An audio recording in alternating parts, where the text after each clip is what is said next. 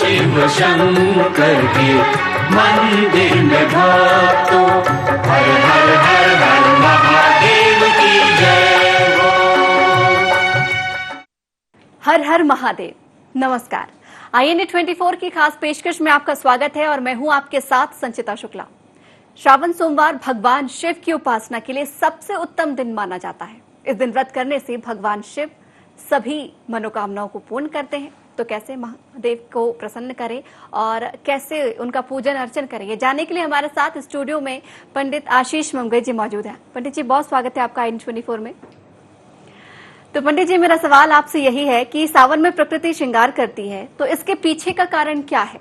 बिल्कुल, आप सभी दर्शकों को सावन की भरपूर शुभकामनाएं। भगवान भोलेनाथ सब परिवार आप हम सब पे कृपा बनाते रहें। जैसा कि आपका प्रश्न आपने प्रस्तुत किया कि प्रकृति भी एक श्रृंगार करती है सावन में। निश्चित रूप से होता क्या है कि प्रकृति जो है वो और कोई नहीं, माता भगवती पार्वती जी ही हैं। और शिव जो है प्रकृति के देवता कहलाते हैं, प्रकृति के मध्य पाए जाते हैं। उनका कोई निवास इत्यादि नहीं है ना, तो प्रकृति के मध्य पाए जाते हैं। और प्रकृति के मध्य पाने के कारण जो पार्वती शक्ति है, देवी शक्ति है, प्रकृति ही है। आप हम सब का भरण पोषण प्रकृति के द्वारा प्रदत्त चीजों से ही हो रहा है। तो सावन शिव जी को बहुत प्रिय है और शिव जी को पार्वती जी बहुत प्रिय हैं, इसलिए वो बहुत हर्षित होती हैं, पुलकित होती हैं। और आज का जो सावन पे जो शिव जी हर्षित होते हैं, तो माता भगवती भी अपने जो प्रकृति स्वरूपा है उस रूप में बड़ी हर्षित होती हैं, नव श्रृंगार करती हैं। आप देखते होंगे यहाँ वहाँ जो भी पेड़ पौधे हैं, बिल्कुल हरियाली सब तरफ आ जाती है, फूल खिलने लगते हैं। तो आज इस रूप से प्रकृति जो है माता भगवती कहलाई, इसलिए प्रकृति जो शिव कहलाए, प्रकृति के देवता कहलाए। और प्रकृति नव श्रृंगार सावन की पहली फुहार एवं पहली बारिश के साथ करती है और शिव जी को प्रसन्न करती है, शिव जी को रिझाती है। पंडित जी, साथ ही आपसे ये भी समझना चाहूंगी, ज्योतिष की दृष्टि में सावन का क्या महत्व होता है, वो भी आप हमारे दर्शकों को समझाने का प्रयास करें। बिल्कुल। होता क्या है कि हमारे सनातन धर्म में प्रत्येक पूर्णिमा के उपरांत हम जो अगले उस दिन जो नक्षत्र पड़ता है पूर्णिमा के दिन, वहां से मास का हम प्रारंभ माना जाता है। श्रावण नक्षत्र पूर्णिमा के दिन पड़े तो उस महीने का नाम जो होगा श्रावण होगा। तो श्रवण नक्षत्र से श्रावण शब्द का निर्माण हुआ, श्रवण नक्षत्र से। अब श्रावण जो है, जो श्रवण नक्षत्र है, वो नक्षत्र के जो अधिपति हैं वो चंद्रदेव कहलाए, सब तरफ चंद्रदेव कहलाए। अब जो जल गिरता है, चंद्र के ही वो कारक होता है जल।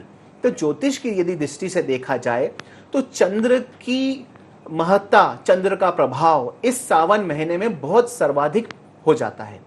इसलिए हमको चाहिए कि व्यक्ति के जो भी चंद्रमा जनित कोई किसी को दिक्कत है, चंद्रमा पीड़ित है अथवा चंद्र से संबंधित, चंद्रमा मनसो जातः, चंद्रमा जो है मन का कारक कहा गया है ज्योतिष में।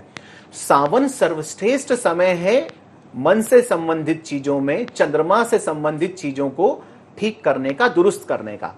दूसरा वह यह कि जब पानी गिरता है तो चंद्रमा मन का कारक होता है। तो कई बार लोगों के मन में जो है कि फोकस नहीं हो पाता चंद्रमा के कारण, तो इसलिए साधना बताया गया है। इस काल में यदि आप शिव जी को मनाते हैं तो जो आपके मन से संबंधित समस्याएं हैं, साधना नहीं हो पाती, फोकस नहीं हो पाता, एकाग्रता नहीं आ पाती, इत्यादि इत्यादि चीजें, तो शिव आराधना, शिव उपासना से आप चंद्रमा संबंधित चीजों को ठीक कर सकते हैं। जब आप शिव जी का अभिषेक करेंगे शिवालय जाके, तो चंद्रमा कहाँ पाए जाते हैं? चंद्रमा शिव जी के मस्तक पे पाए जाते हैं। चंद्रमा का अभिषेक ऑटोमेटिकली हो जाता है। इसलिए यह सावन अपने आप में बहुत महत्वपूर्ण है, चंद्रमा से जनित रोगों को दूर करने के लिए। और अन्य ग्रहों के भी यदि हम बात करें तो अन्य ग्रहों के भी बहुत विशेष उपाय इस सावन मास में किए जा सकते हैं, जो कि निश्चित रूप से बहुत प्रभावी हो जाते हैं। बिल्कुल पंडित जी, बहुत अच्छी जानकारी दी आपने। साथ ही आपसे ये भी समझना चाहेंगे, भोलेनाथ को बहुत भोला कहा जाता है, इसलिए उनका नाम भी भोलेनाथ पड़ा है। तो आपसे अगला सवाल भी मेरा यही है, तो क्या बहुत ही आसान तरीके से या बगैर पूजा पाठ के भी हम भगवान शिव को प्रसन्न कर सकते हैं, मना सकते हैं? बिल्कुल बिल्कुल। जी। देखिए, शिव जी हैं, आशुतोष कहे गए हैं शिव जी को, बहुत ही अल्प प्रयास से सधने वाले देवता। एक लोटे जल मात्र से वो प्रसन्न हो जाते हैं। और यदि एक लोटा जल भी आप ना चढ़ाना चाहें और शिव जी को मनाना चाहें, तब भी वो प्रसन्न हो जाएंगे। कैसे? जैसे हमने बताने की कोशिश की कि शिव जी जो है प्रकृति के देवता हैं, प्रकृति के मध्य ही पाए जाते हैं। यदि प्रकृति प्रदत्त चीजें और प्रकृति को आपने व्यवस्थित रखने में अपना योगदान दिया, पेड़ पौधे इत्यादि आप लगा सकते हैं। जो बरसात में अमृत बरसता है 2, 2.5, 3 महीने बरसात का, उस जल को भूमि में उतारने का यदि आप रूफ टॉप वाटर हार्वेस्टिंग जिसे कहते हैं वो आप प्रयास करें, तो निश्चित रूप से यदि आपने प्रकृति को मना लिया तो आपने शिव को मना लिया। आपको श्रावण में शिव जी का अभिषेक करने की जरूरत नहीं है, शिव जी को एक लोटा जल भी चढ़ाने की जरूरत नहीं है। सिर्फ और सिर्फ प्रकृति को मना लीजिए और शिव जी निश्चित रूप से अपने आप मान जाएंगे। क्योंकि प्रकृति जो है शिव जी को बहुत प्रिय है, शिव जी के बहुत निकट है। और शिव जी के निकट की चीजों को आपने संवार लिया। वैसे भी आप देखिए, प्रकृति जो है संवरती है सावन के दरमियान, सावन के दौरान। तो प्रकृति को ही आप संवार लें, अपना योगदान दे दें, तो शिव जी को आप निश्चित रूप से मना लेंगे। पंडित जी, शिव पूजा के लिए शिव वास को देखना क्या होता है, ये भी आप दर्शकों को समझाएं। जी, होता क्या है कि जब हम शिव जी का अभिषेक करने जाते हैं तो हमको शिववास देखना पड़ता है। क्योंकि अलग अलग तिथियों पे, अलग अलग योगों पे शिव जी अलग अलग स्थान में रहते हैं। कभी वो शमशान में भी रहते हैं, कभी वो माता भगवती गौरा जी के साथ रहते हैं, कभी वो वृषभ पे आढ़ूर रहते हैं। तो अलग अलग स्थानों का अलग अलग फल बताया गया है क्या ऐसे में। लेकिन जो इस सावन की अवधि है, सावन और महाशिवरात्रि, इसमें हमको यदि शिव जी का हमको अभिषेक करना है तो शिव व्यास जिसको कहा गया है वह तक देखने की आवश्यकता नहीं है। आप कभी भी, जब भी आपके मन में श्रद्धा भाव आए, आप शिव जी का अभिषेक कर सकते हैं। आपको शिववास देखने की जरूरत नहीं है। जी, तो बहुत ही सुंदर जानकारी दी पंडित जी आपने। पंडित जी, अगला सवाल मेरा आपसे यही है कि शिव को यूं तो बहुत सारी चीजें अर्पित की जाती हैं, लेकिन शिव को अर्पण करने से, कौन सी चीजें अर्पण करने से क्या प्राप्त होता है, वो भी आप हमारे दर्शकों को बताएं। बिल्कुल। देखिए, शिव जी जैसे कि मैंने कहा भगवान भोलेनाथ आशुतोष जी हैं। श्रद्धा से आप कोई भी चीज अर्पित कर दें तो वो निश्चित रूप से प्रसन्न हो जाते हैं। लेकिन वह चीज प्रकृति प्रदत्त होनी चाहिए, प्राकृतिक होनी चाहिए, जो कि अपने प्रकृति के फॉर्म में ही आए, वह भगवान को अर्पित करना चाहिए। तो आज हम यह बताते हैं कि आप भगवान को दूध, दही, फल इत्यादि चढ़ाते हैं, भांग चढ़ाते हैं, धतूरा चढ़ाते हैं, चंदन लगाते हैं, इत्र लगाते हैं। तो इन सब से आपको जीवन में किस किस चीज की प्राप्ति हो सकती है। यदि आपकी इच्छा है कि आपके जीवन में आपको धन प्राप्त हो, श्रेष्ठ धन प्राप्त हो, तो आपको चाहिए कि सावन के मध्य, सावन के दिनों में आप शिव जी का जो शिवालय जाके उनका अभिषेक करें, तो उनके मस्तक पे शिवलिंग के ऊपर अक्षत चढ़ाएं। अक्षत बोला जाता है साबुत चावल के दानों को, यह टूटे हुए नहीं होने चाहिए। अक्षत आपको चढ़ाना चाहिए। इसके अलावा यदि आप गन्ने के रस से शिव जी का अभिषेक करते हैं तो निश्चित रूप से आपकी अर्थ से संबंधित, पैसों से संबंधित समस्याएं दूर हो जाएगी। देखिए, आज का समय में हर व्यक्ति चाहता है कि मुझे कोई ना कोई किसी चीज से लाभ प्राप्त हो। तो हमने आज कुछ समय पहले पैसे का लाभ, अर्थ का लाभ हर कोई व्यक्ति चाहता है। समय पहले आज हमने आपको वही बता दिया कि आपका धन का लाभ किस रूप से आपको प्राप्त हो सकता है। दूसरे, यदि आप चाहते हैं कि आपकी वाणी में दिव्यता आए, आपकी वाणी आकर्षक हो, आपके वाणी से लोग प्रभाव आपका बढ़े, तो आपको शिवलिंग पर यदि आप शहद चढ़ाते हैं तो आपकी वाणी में ओज आएगा, आकर्षण शक्ति पैदा होती है। यदि आप चाहते हैं कि आपका स्वास्थ्य अच्छा हो जाए, तो स्वास्थ्य अच्छा करने का एक ब्रह्मास्त्र हम आपको यहाँ उपाय देते हैं। शिव जी को जल सभी लोग चढ़ाते हैं, लेकिन उस जल के अग्र भाग में यदि आपने कुशा लगा दिया है और उस जल से आप शिव जी का अभिषेक कर रहे हैं, मंत्र कोई भी हो सकता है, सरल से सरल मंत्र ओम नमः शिवाय भी चलेगा, तो कुशा के प्रयोग से आप स्वास्थ्य का लाभ आपको प्राप्त हो जाएगा। इसके अलावा यदि दुग्धाभिषेक, दूध का, गाय के दूध से अभिषेक यदि शिव जी का करते हैं तो आपको स्वास्थ्य का लाभ भी इससे प्राप्त होगा। यदि आप चाहते हैं आपके शरीर में बल हो, शक्ति हो, तो आपको घी से, घृत से आपको शिव जी का अभिषेक करना चाहिए। इत्र यदि आप भगवान को चढ़ाते हैं तो आपके जीवन में प्रसन्नता आती है एवं पवित्रता का भाव आता है। केसर यदि आप भगवान भोलेनाथ को, शिव जी को शिवालय जाके अर्पित करते हैं तो आपके जीवन में सौम्यता आती है।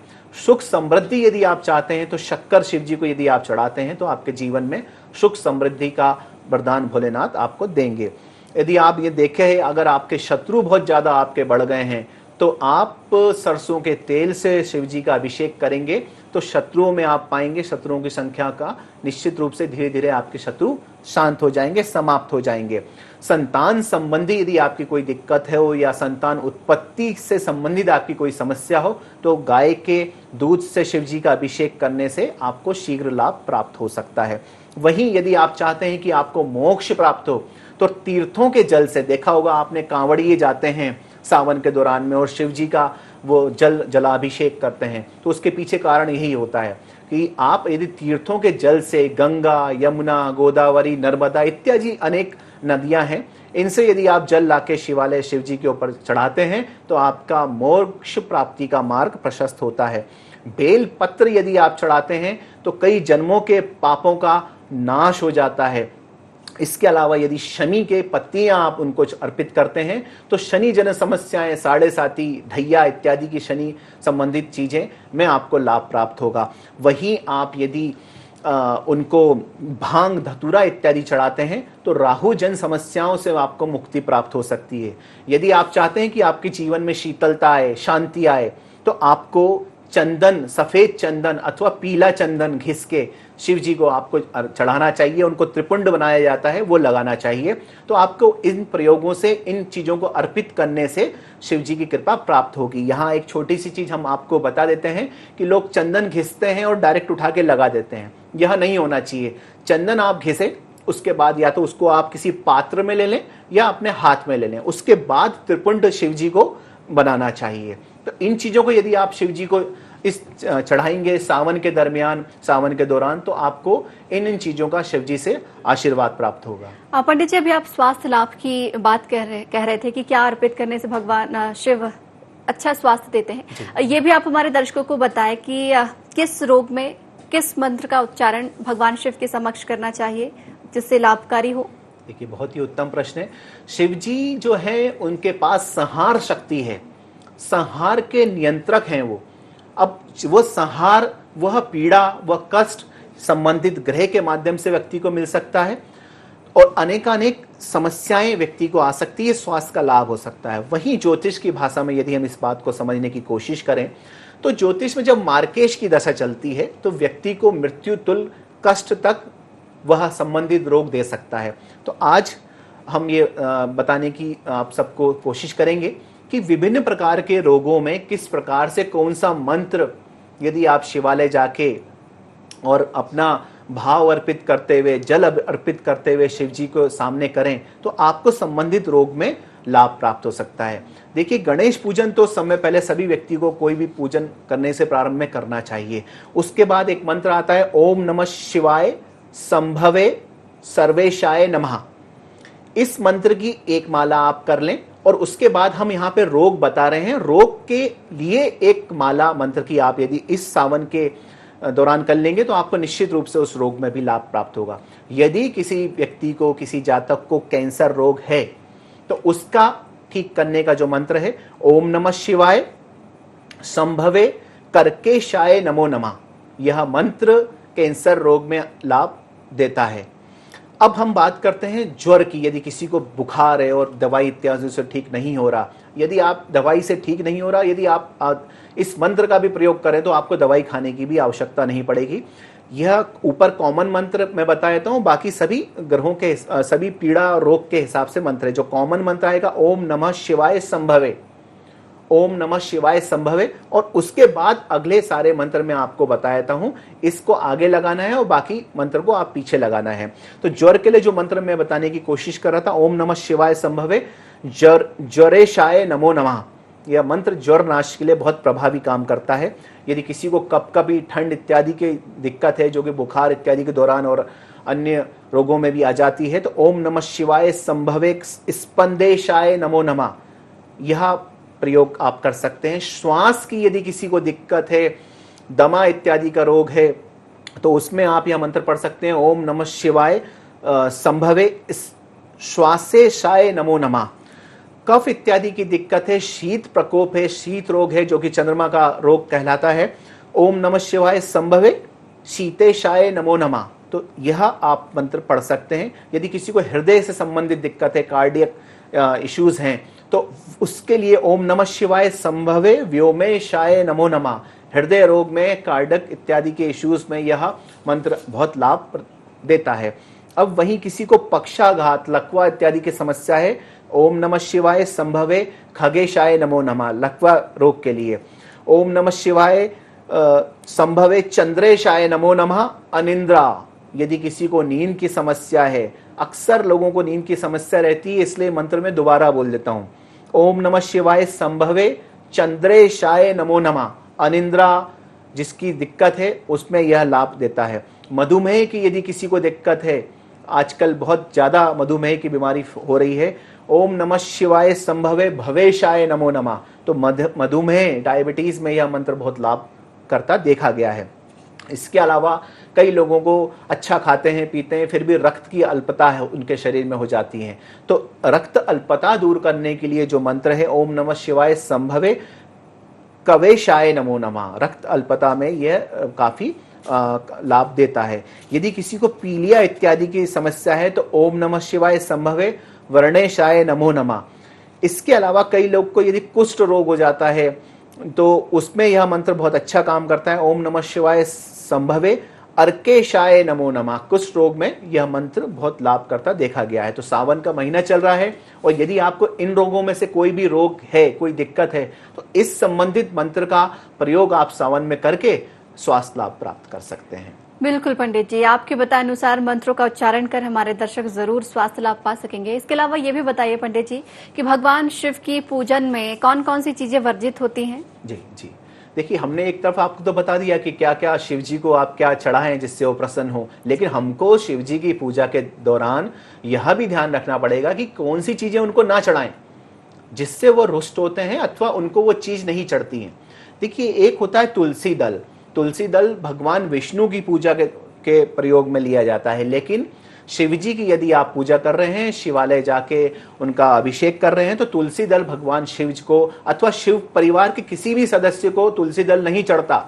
ना गणेश जी को चढ़ता है, ना कार्तिकेय जी को चढ़ता है, ना माता महागौरी को चढ़ता है और ना ही शिव जी को चढ़ता है। तो तुलसी दल आपको नहीं चढ़ाना है, तुलसी दल का प्रयोग नहीं करना है। फूलों की यदि हम बात करते हैं तो केवड़ा और केतकी का पुष्प भगवान शिव की पूजा के दौरान प्रयोग नहीं किया जाता और इन्हीं पुष्पों का इत्र भी हमको भगवान शिव जी को अर्पण नहीं करना चाहिए।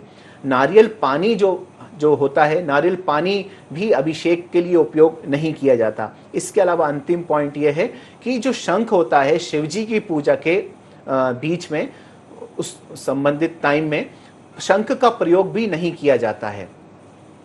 बहुत बहुत धन्यवाद पंडित जी हमारे साथ जुड़ने के लिए और अब श्रावण मास के महत्व को बताने के लिए और भगवान शिव को कैसे प्रसन्न करें इसकी भी आपने बहुत सुंदर जानकारी दी है। बहुत बहुत शुक्रिया हमारे साथ जुड़ने के लिए। तो भगवान शिव का आज दिन है, तो कैसे भगवान शिव को मनाएं ये आपने जाना पंडित जी से, और क्या कुछ अर्पित उन्हें करें, क्या कुछ अर्पण उन्हें ना करें, ये तमाम जानकारी आपने ली। तो आज भगवान शिव को जरूर मनाएं, प्रसन्न करें, व्रत रखें और दिन भर उनका पूजन अर्चन करें, स्मरण करें। तो हमारी इस खास पेशकश में फिलहाल इतना ही। बने रहिए INA24 के साथ। नमस्कार। चलो शिव शंकर के मंदिर में भक्तों, हर हर हर हर महादेव की जय।